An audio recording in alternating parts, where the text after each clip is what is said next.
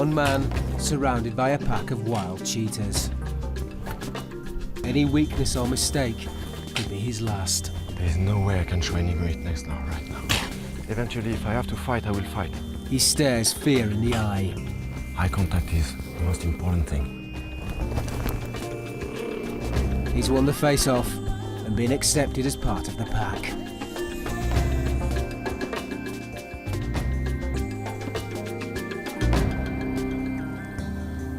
Olivier Wale is the cheetah man.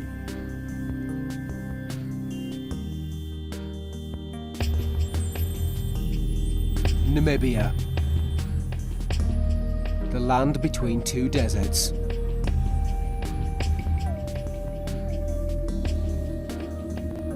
Its grasslands merge into sandy plains and farmlands.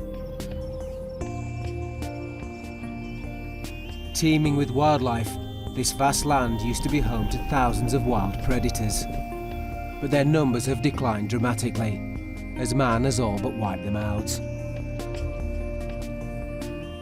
20 miles outside the Namibian capital, Windhoek, deep in the Namibian bush, is Amani. A safari lodge, home to rescued lions, leopards and cheetahs. It's here that you'll find Olivier Wale, a 28-year-old with an extraordinary affinity with the most vulnerable of the big cats. He spends every morning, as he has done for the last 4 years, with a special group of cheetahs. Basically, we're gonna enter their territory, which is huge and big, and see if we can get close to them this morning.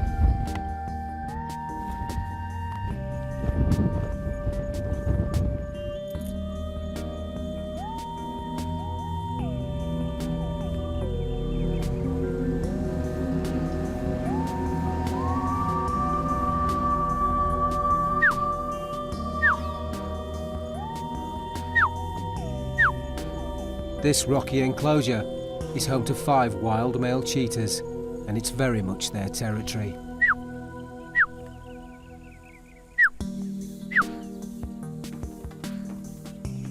You see their fur, their camouflage is exactly the same color as the grass. They're just perfectly adapted to run in this bush. Olivier's in the cheetah's domain, and they'll come to him when he calls, but to show him who's in charge, they challenge him every time. So in this kind of situation, eye contact is extremely important. And never let them think that you could be eventually weak.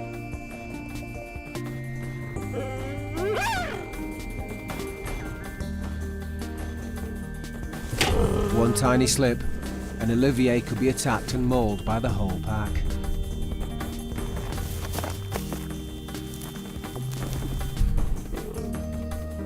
Obviously, with 5 of them surrounded by them, it makes it a little tricky.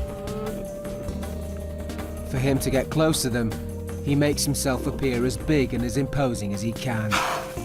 He lifts his hand up to make them focus on that, whilst holding his nerve. There is no way for me to have any fear, no doubt. After a while, the bond begins to work, and he has now become part of their pack. So you can see they completely accept me. Because they get tense a bit, but I'm surrounded by them and they don't try anything on me. And that took time to develop a trust like this. These 5 male cheetahs are lucky to be alive, as they were rescued as cubs in the wild. People shot their mother when they were obviously very young. The weakness of cheetahs in a way is that they do need to spend 2 years minimum with their mother, to be able to learn about survival, to learn how to be the fastest, and to learn how to avoid competition as well in the wild.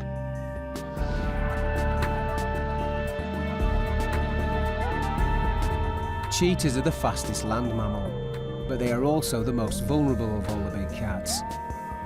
Their incredible speed makes them effective hunters, but hunters just as quickly can become the hunted, as they can easily fall prey to lions and leopards.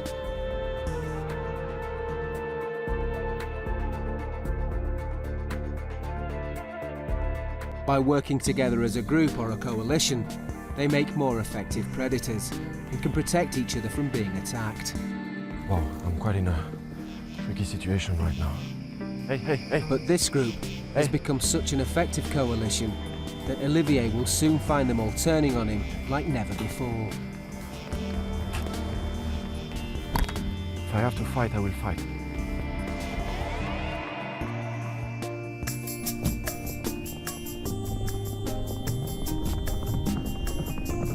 Olivier Wale was only 18 years old when he turned his back on the bright lights of Paris to live in isolation in the Namibian bush.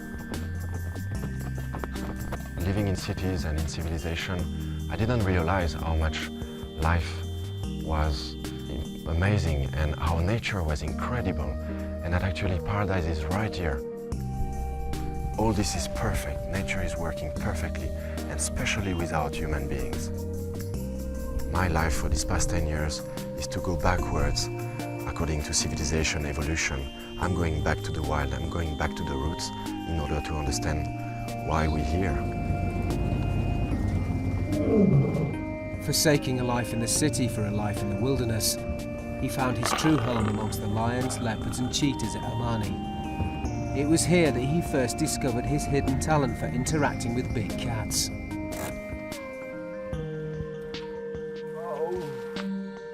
Bongani boy! His first bond was with two Kalahari lions, Bongani and Sarabi. These lions were raised by humans, but were abandoned by their previous owners when they became too aggressive. The most difficult part of this project was to actually get the trust back. And obviously this is not something that you can really learn in books. Day after day, for many months, it took me actually 8 months to become friends with the lions. Hey guys, here you are. Are you hungry again? Like the cheetahs, Bongani repeatedly challenged Olivier whenever he came anywhere near the fence. No one could get close to him. No one except Olivier. So very intimidating. Very intimidating. And if you manage to control your fear at that moment, because for 8 months this is what happened to me every single day, and I managed to stand my ground and show him that I was not scared. Then one day, Bongani lowered his head and calmly walked towards him. A sign that Olivier had been accepted. You have a nice day. When I saw Bongani coming to me with his head down, showing that he would actually greet me the way he would do it with his own species, head to head, then I knew that was the day, that was the time, the trust between him and me would start. He's really lucky because whatever happened, every day he's got the coolest haircut. Now Bongani comes to him whenever he calls. Olivier's bond with Bongani grows stronger day by day. But he knows it's that human interaction with lion cubs in the first place that means Bongani could never be released. But Olivier's true calling in life came from the relationship he developed from looking after some tame cheetahs also living at Amani. Like the lions, having been raised by humans, they too will never be free. These cheetahs are born to be wild and free, like any one of us.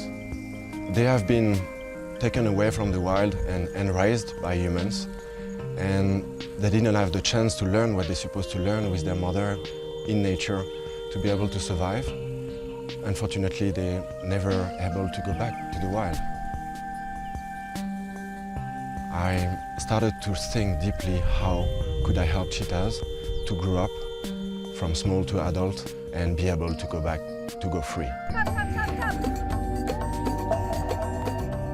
To make his dream come true, Olivier turned to one of the world's leading experts on the plight of cheetahs, Dr. Laurie Marker. The cheetah is a very special animal. It's speed, built for running, and the elegance of it. It's just a very graceful and beautiful animal.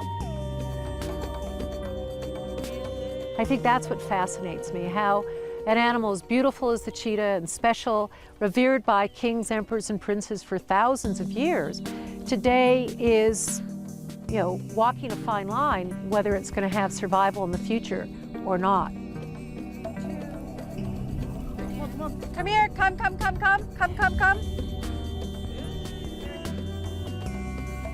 Here you go, big girl. Dr. Marker has spent over 30 years working with cheetahs and today runs the Cheetah Conservation Fund around 200 miles north of Amani.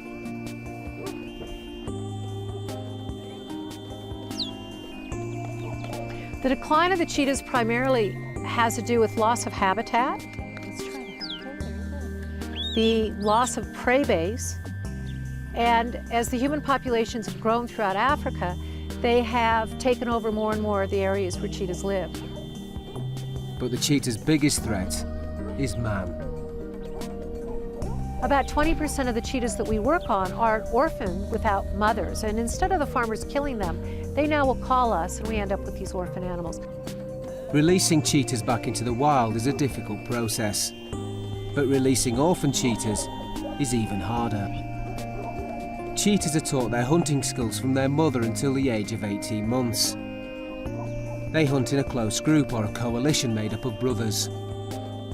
Without a mother, orphan cheetahs usually end up in captivity for the rest of their lives. But for the first time in Namibia, Laurie put 5 unrelated orphan male cubs together to form an artificial coalition. If they can bond as a unit, they'll have a better chance of survival in the wild. Amani asked that they were interested in having an area for their cheetahs. We went and looked at their facility and felt that they had a very nice area and put this group of 5 male cheetahs there.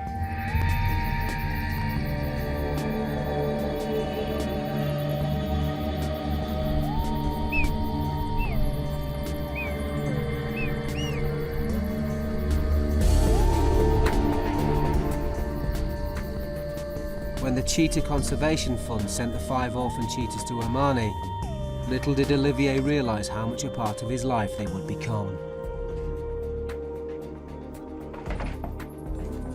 Olivier quickly realised that the cheetahs were wild enough to survive on their own, but they were going to need his help.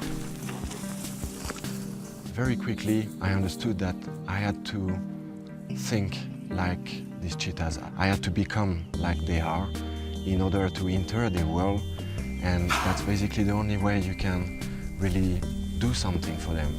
A lot of people, scientific guys, study many years to know as much as they can about cheetahs, but they never had the time to spend every single day for such a long time close to them. That's the challenge I decided to take on. But could these orphan cheetahs learn how to survive in the wild without their mothers to teach them? It was a unique experiment, fraught with difficulties. Olivier has spent every day watching this group and learning about their behaviour. Without mother, and me being just a human being, it was extremely difficult to teach them anything. So the only solution I had was to put them in most natural situation, and hoping that coalition of 5 cheetahs would eventually build a hierarchy, very strong hierarchy. So as you can see in a very obvious way, is their instinct is to chase whatever is running in front of them. So if you do behave like a springbok, you might end up like a springbok too. It's taken 4 years of daily face-offs to allow him to be accepted and to see that the experiment is working. They've built an effective hierarchy without their mothers, and Olivier is now fully accepted by them.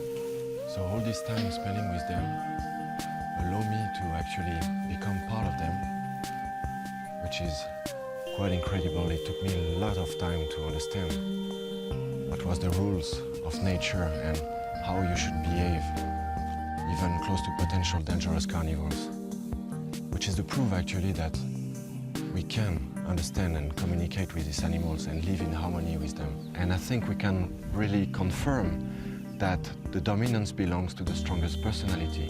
So it's not according to the strength of the cheetahs or the size of his bodies. It's really according to his personality and his determination for survival. In the 4 years he's spent with them, he's got to know each of the cheetah's characters.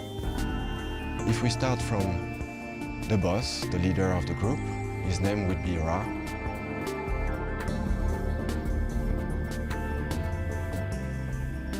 He's the one with the strongest personality, and that's why he is the leader. Kia, his brother,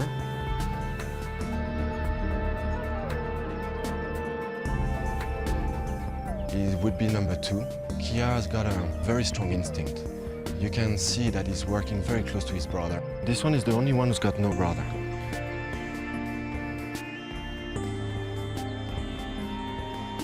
Ushara is the solitary one in a way.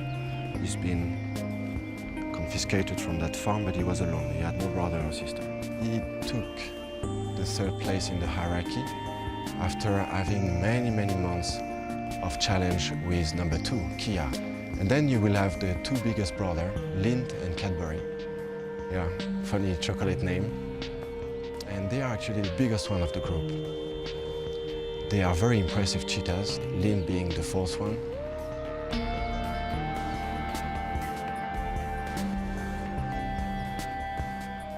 Cadbury being the 5th one.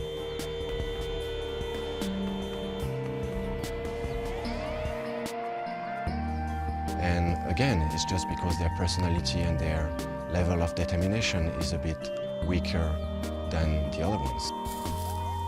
The pecking order of the group, or coalition, can clearly be seen when Olivier feeds them.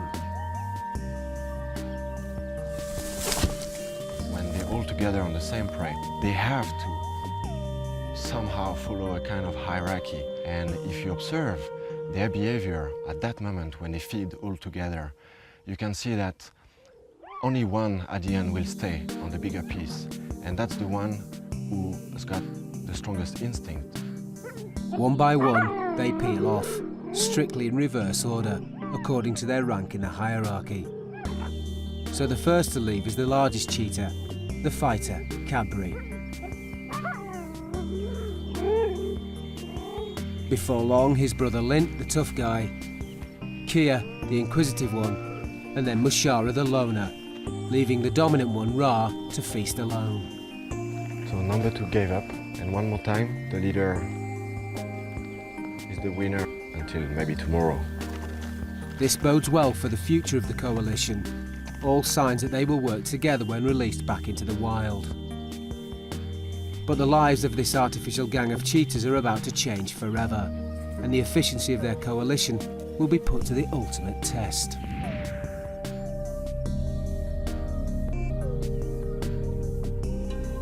Six hours southwest of Windhoek is the Namibran Nature Reserve.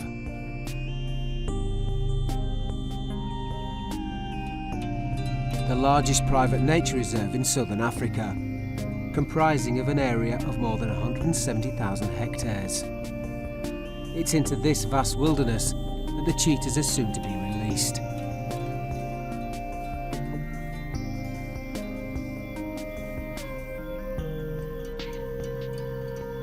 The Namibran Nature Reserve is made up of 13 former livestock farms, which were turned into a vast sanctuary for herds of wild animals, including springbok, zebras, ostrich and oryx. But numbers have increased so much, they're getting out of hand. We're at a stage now where the wildlife has recovered so well that we have to sort of turn our attention to re-establishing a predator population. We approached the Cheetah Conservation Foundation several years ago, saying to them we'd like to reintroduce cheetah into this area as they used to occur here naturally.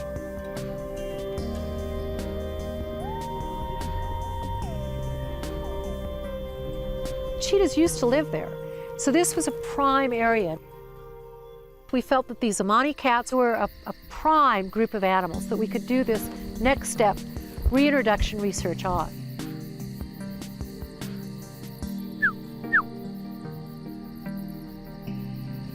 It's the cheetahs' last night at Amani, and Olivier calls them together for the last time.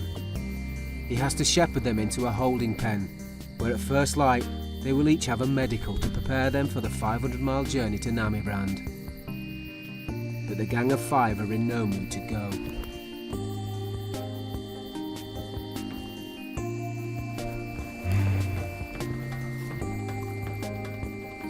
Good camouflage. Wow, I'm quite in a tricky situation right now. Hey, hey, hey! Hey! Cadbury is the one I really have to check. It's a dangerous moment, as the Chocolate Brothers, Lint the tough guy and Cabri the fighter, square up to Olivier. So eye contact will be the most important thing right now. There is no place for weakness, no place. For the first time, the cheetahs work together as a group, as Keir, Mushara and Ra join forces with Lint and Cabri to challenge Olivier. It's time to show what I learned for these past 4 years. How to be strong.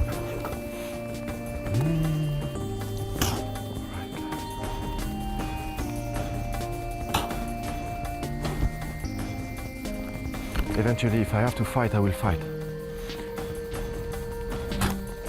So the reason why my hand is up like this is I must make myself as big as I can.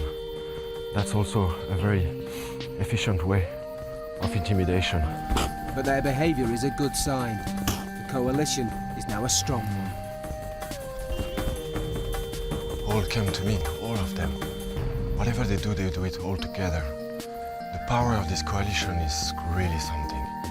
I wouldn't have liked to be a Springbok right now, because really you can feel that. They are extremely strong, being all 5.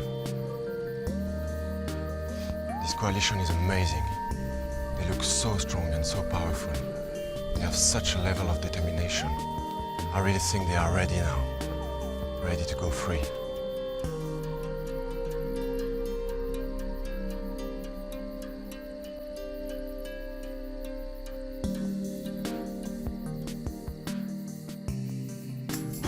Olivier Wale has spent the last 4 years building a close relationship with a special group of cheetahs. Ra, the dominant one and leader of the group. Keir, his brother, the inquisitive one. Mushara, the loner and most solitary. And the Chocolate Brothers, Lint, the tough guy, and Cabri, the fighter, and the one who always challenges Olivier first. These 6-year-old orphan male cheetahs were put together to see if they could form an artificial coalition and survive on their own in the wild. Their challenging behaviour is a good sign that they're working together. But the real test is still to come.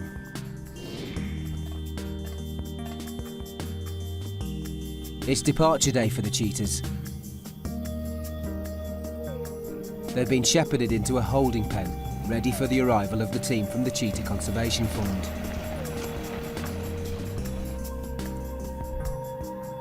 Olivier's living room has been converted into a makeshift clinic. For Olivier, today is the moment he's been looking forward to for the last 4 years. Well, I'm feeling quite excited. Today is the day that we transfer the 5 cheetahs into their new environment, new territory. So basically we're gonna have to dart every one of them, do the last sperm collection, Siemens, for their genetical project, take some blood sample, endoscopy, and obviously the radio collar that we will put on each individual to be able to track them later on when they will be free. So it's a great moment, yeah, and a long day of work.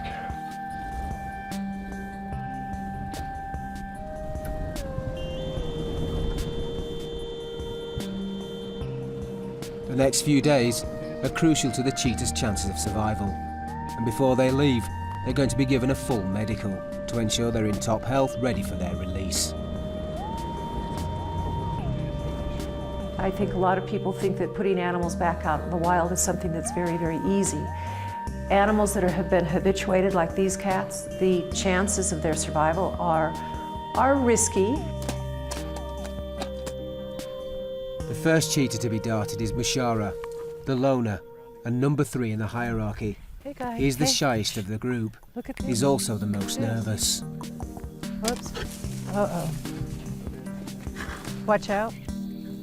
Mushara has been darted first. He's the shyest one, and that's why we chose to dart him first, in order to reduce the stress of every one of them. As they wait for the anaesthetic to take hold, it's a tense moment for everybody. This is always, in a way, a stressful moment when you put asleep animals, because you can estimate approximately what dose of anesthetic you can give them, but it's always a tricky thing to do, and that's why tension is starting now. As soon as the vet is confident that Mushara has gone under, he's taken back to the makeshift clinic for a series of tests.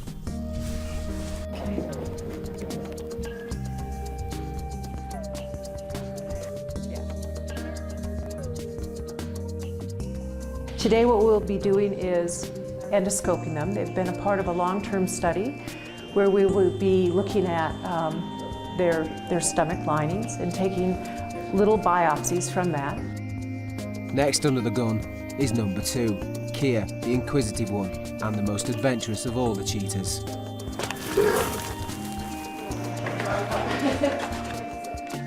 Excellent. This medical check isn't just to prepare them for a life in the wild. It will also assist to conserve the future of the species. Having almost been wiped out 10,000 years ago, cheetahs today are so inbred that reproduction is fraught with problems. We will also be collecting sperm, and the sperm will be frozen in our genome resource bank.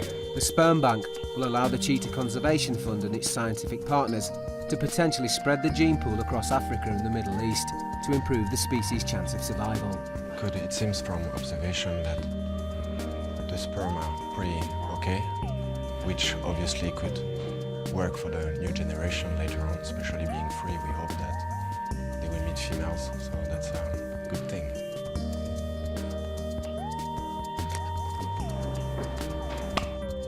Every cat will have a full overview health check as well. So we'll be looking in their mouth and their eyes, between their toes.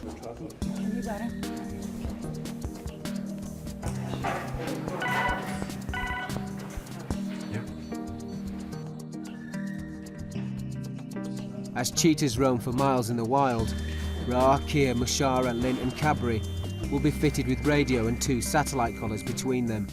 They will be monitored for the next 2 years. We'll be able to monitor them every few hours via a computer. If they do go out of reach of the VHF collars, we will be able to know exactly where they are using the satellite collars. We're on our last cat. We've got the collar going on him. We've gotten through the day. The day's been quite good. We're on a road to putting these cats back out in the wild. It's quite exciting.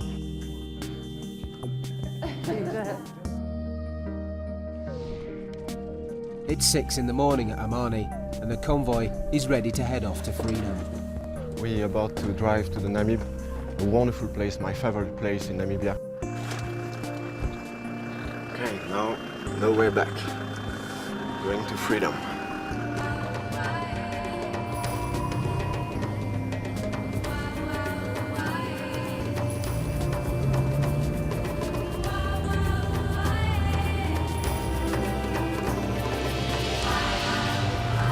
So heading to the Namib Range, about 6 hours drive, and this is exactly where we're going, southwest, getting close to the sea dunes, the Namib Noordkloft. An amazing place, extremely beautiful, perfect environment for cheetah.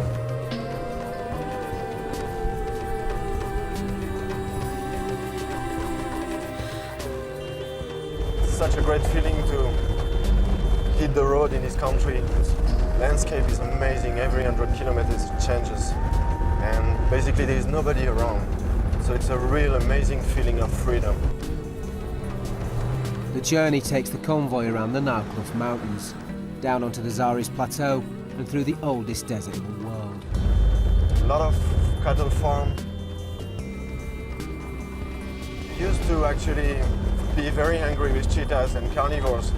And since we've been talking a lot together, they actually stopped shooting them and stopped trapping them.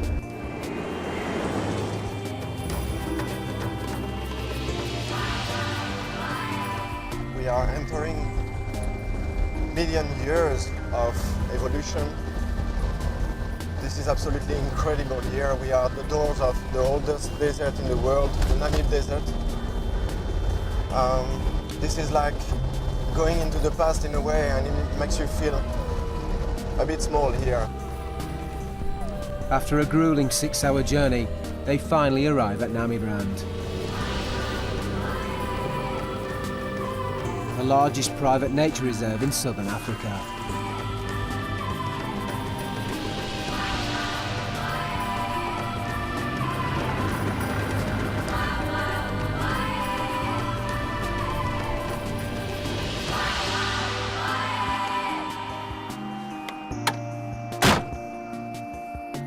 The first few days of the cheetah's new life will be spent in a specially built 2-hectare enclosure. Once they've got used to the new smells and surroundings of the reserve, the gate will be opened and the 5 cheetahs will finally be able to roam free. Okay, 1, 2, 3, go.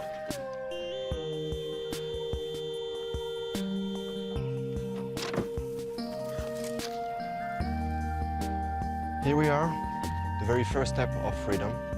Obviously, it would be a bit dangerous to let them go right now in 200,000 hectares. So the first step is to let them get used to their new environment in quite a small territory here. We're going to be able to feed them for quite some days. And then when we feel that they are ready to go, then we're going to open the gate and let them go in this amazing environment, which is definitely cheetah paradise, full of springboks. It's a lovely place. Although cheetahs are the fastest land mammal, they're also the most vulnerable of the big cats. Their speed allows them to hunt and eat quickly, but they soon become the target of lions and leopards themselves. Like their mothers before them, their biggest danger, however, is from farmers protecting their livestock. We're protected by at least 3/4 of the reserve. There's a couple farmers that we know have a bit of a problem. You're okay? I'm feeling a bit funny, weird. It's difficult to explain. I'm feeling very, very happy. Freedom is just the best I could ever wish for them. And, well, they've been part of my family for 4 years. They've been actually my family. The people here at Namibrand have spent years trying to develop this into a wildlife sanctuary again. Right. So basically they are, in a way, again, the ambassador of their kinds, and they will represent, in a way, in the Namibrand.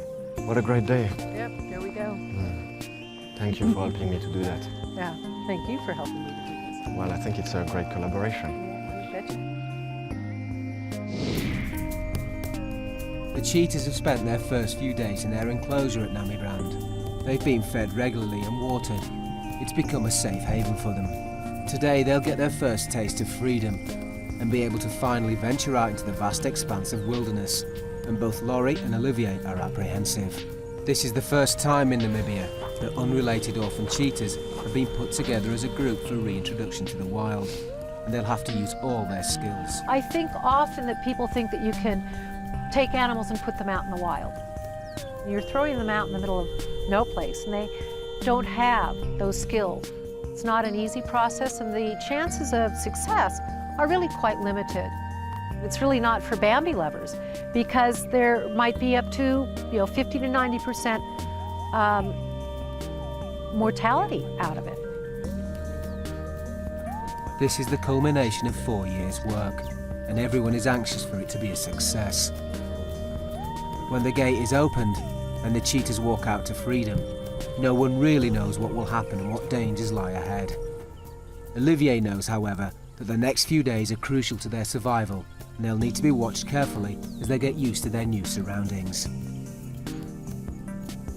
When the gate will be open, when there will be no more fences, when there will be 100,000 hectares to run free, they're going to have to need someone for the first weeks, the first months before they really start to hunt for themselves. And eventually that will be the time for me to pull back and let them be free. Yep. Get in. The monitoring equipment is checked to see that the cheetahs can still be tracked. Everything is ready. The time has finally come for Ra, Kia, Mushara, Lynn and Cadbury to be released. Since they're looking outside, since the very first day. And we're just going to keep this gate open, and they can come and go from here as they want, whatever they want.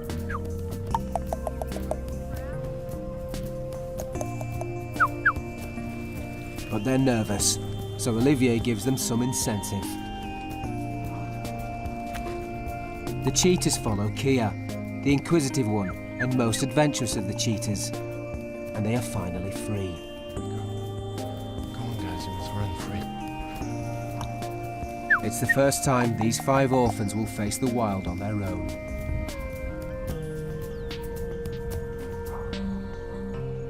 My emotions were obviously very close to pure happiness.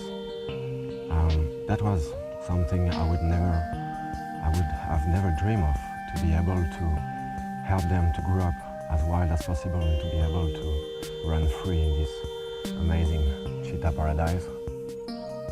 As soon as the gate is open, the cheetahs head for the hills, with Olivier, Laurie and the team tracking their every move.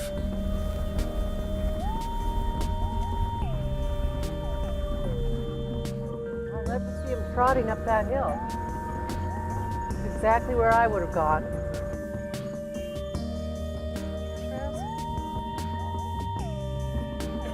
How can we get over there now, in that direction? The release itself is only the start of the process. Get us to that direction. Olivier and Laurie know that the next days are crucial to the cheetah's survival. We're going to have to truck behind them by foot, watching them, making sure that they are feeding properly. If they're going to hunt, what they're going to hunt. If they are hunting, they're not going to get hurt. And then the distances that they may cover. Cheetahs can move long distances and have an average range of up to 600 square miles, and this group is no different.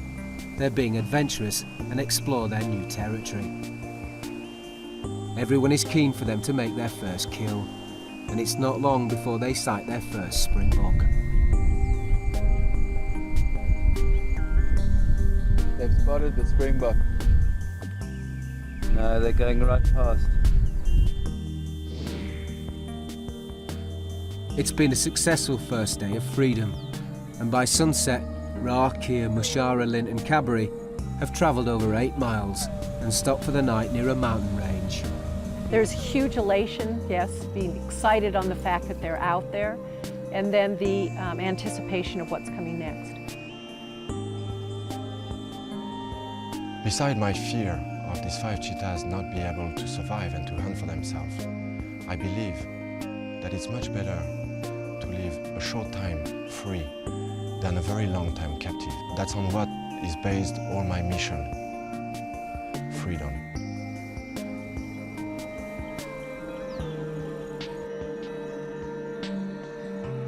But the next day, the cheetahs will wander further than anyone had anticipated. They're heading close to livestock farmers who could shoot them on sight. A unique experiment has been taking place in Namibia, in southwest Africa.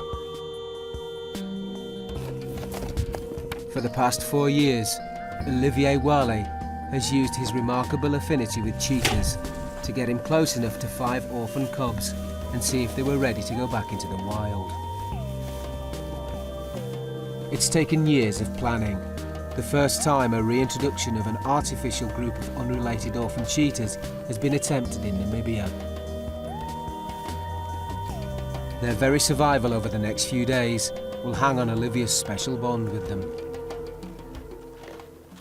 If I am nervous, it's about knowing if they're gonna survive or not. My worst fear is that they don't really manage to hunt for themselves, so they eventually starve. They were placed with him by Dr. Laurie Marker from the Cheetah Conservation Fund, and the plan is working.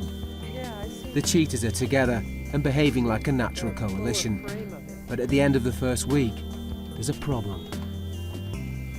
The cheetah's satellite collars show that they are heading towards a mountain range where it will be difficult to follow them and where there is little prey to eat. No, they're heading towards the mountain, east. But more worryingly, they're getting alarmingly close to some livestock farms where they could be shot, just like their mothers were. Do you see them at all? Do you see us? Which direction they're going? They seem to be just milling about, but slowly but surely heading back towards Burma, over. No, they're heading towards the mountain. We certainly don't want them to go south. Again, there's 1 or 2 farmers down there that we need to spend some time with who don't like cheetahs at all. Okay, let's go. That's a great mountain. The Namibian cheetah is classified as being a protected animal, but it can be shot to protect life or property. It's a loophole used by livestock farmers who view cheetahs as a threat to their livestock.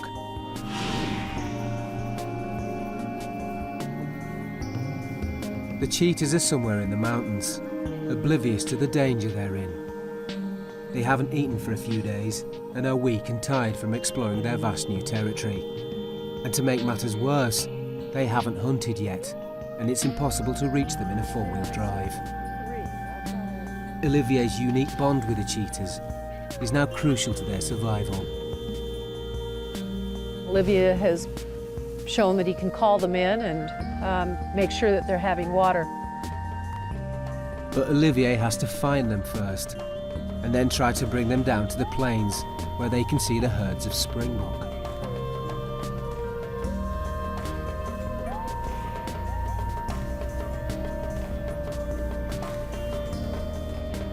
Well, we are in this place called Moringa Valley, full of mountains around us, which makes it quite difficult to spot them. It's a little worrying because we definitely need to see them today. Locating the cheetahs in this mountain range takes all of Olivier's bush skills. After hours of searching, Olivier finally spots Kia, the inquisitive one, and Cadbury, the fighter. It's not long before he also notices some new developments. The whole hierarchy system that I've observed for these past 4 years has changed completely.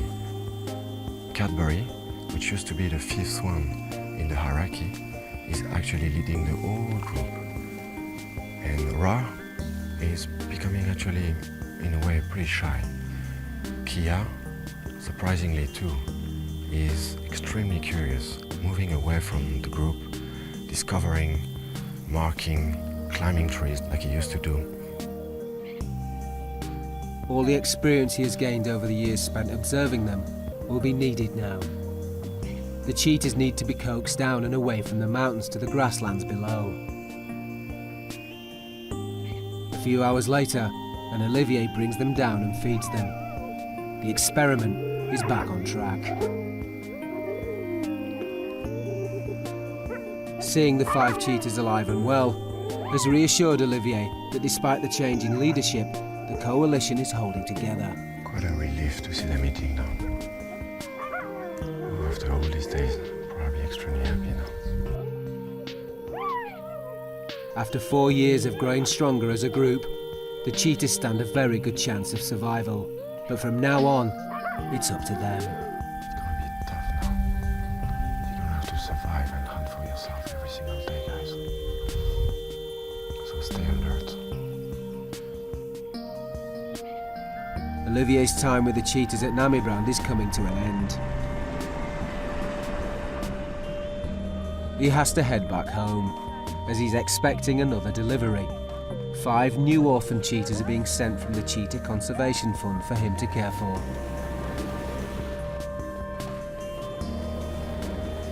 He'll have to develop a bond with these new cheetahs, just as he did with Ra, Kia, Mushara, Lint and Cadbury. Being close to them, walking on their side, with no fences, was the greatest feeling I ever felt before.